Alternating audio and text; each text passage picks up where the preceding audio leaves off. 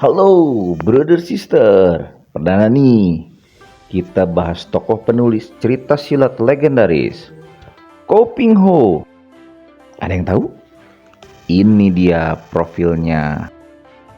Ko Ping Ho adalah seorang penulis asal Indonesia yang terkenal sebagai salah satu penulis novel silat fuksia terkenal. Namun, tidak banyak loh informasi yang tersedia tentang asal-usul pribadi Ko Ping Ho. Karena penulis ini merupakan sosok yang sangat misterius dan memilih untuk menjaga privasinya. Asmaraman Sukawati Ko Ping Ho atau nama aslinya Uyong lahir di Sragen, Jawa Tengah, tanggal 17 Agustus tahun 26. Dia merupakan seorang penulis Indonesia yang dikenal sebagai maestro sastra silat dengan lebih dari 120 judul karya yang terkenal di Indonesia dan Asia.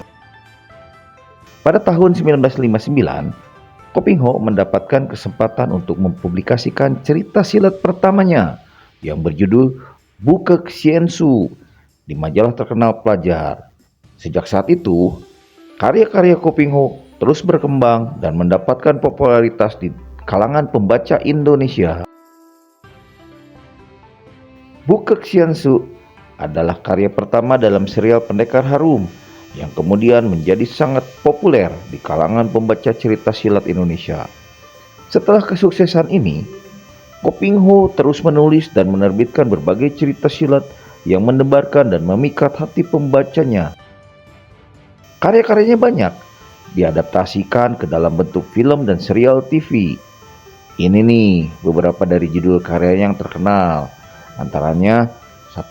Pendekar Pemanah Raja Wali, Bukek Sien Su, Pedang Kayu Harum, Golok Yangci, Pedang Pelangi, Pendekar Cengeng, Tapak Sakti, Suling Emas, Pendekar Mata Keranjang, Bunga di Tepi Jalan, serta Pendekar Naga Putih.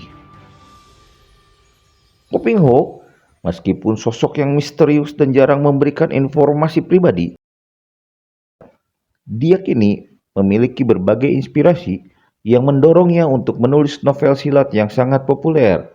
Beberapa faktor yang mudah menjadi inspirasinya meliputi cintanya pada sastra dan seni bela diri. Ko Ping Ho memiliki kecintaan pada sastra dan seni bela diri, terutama tradisi sastra silat Tiongkok. Keterlibatan dan minatnya terhadap seni bela diri mungkin menjadi sumber inspirasi utama untuk menulis novel silat dengan tema-tema persilatan yang mendalam. Pada masa kejayaan karya-karya Ko Ping Ho, genre novel silat sangat populer di kalangan pembaca Indonesia. Keberhasilan penulis-penulis sejenis di Tiongkok seperti Qin Yong mungkin juga memberikan inspirasi dan dorongan baginya untuk ikut menciptakan karya dalam genre tersebut. Ko Ping Ho diyakini memiliki keterlibatan dalam komunitas persilatan di Indonesia. Hal ini mungkin memberikan wawasan dan inspirasi dari dunia persilatan yang sebenarnya, serta pemahaman mendalam tentang etika, budaya, dan filosofi di balik seni bela diri. Karya-karya Ko Ping Ho seringkali mencerminkan konteks sosial dan budaya masyarakat Tionghoa Indonesia pada masa itu. Faktor-faktor sejarah, tradisi, dan nilai-nilai budaya mungkin juga menjadi inspirasinya untuk menciptakan cerita yang meresap dengan nuansa lokal.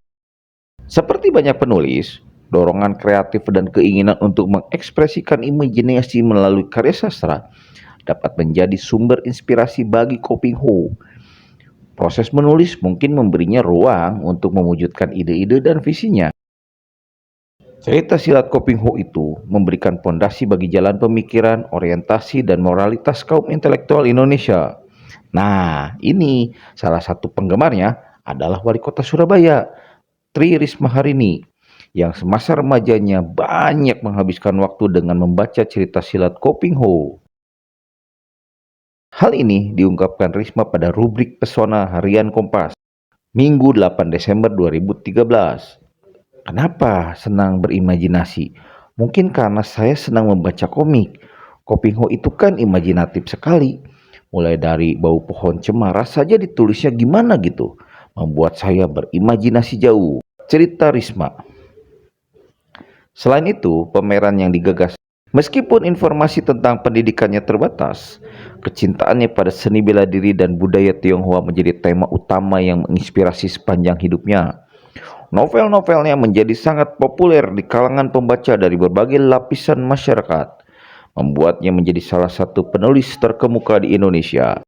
Karya-karya Kopingho memiliki dampak yang mendalam dalam memperkenalkan seni bela diri tradisional Indonesia dan budaya Tionghoa pada masyarakat luas.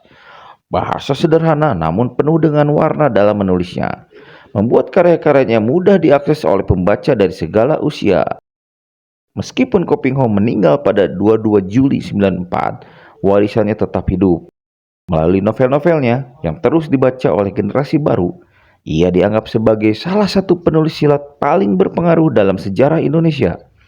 Demikian, brother sister, sepenggal cerita mengenai penulis kita. Selanjutnya, Pak Kunoda akan membahas satu persatu karya beliau di episode berikutnya. Don't miss it.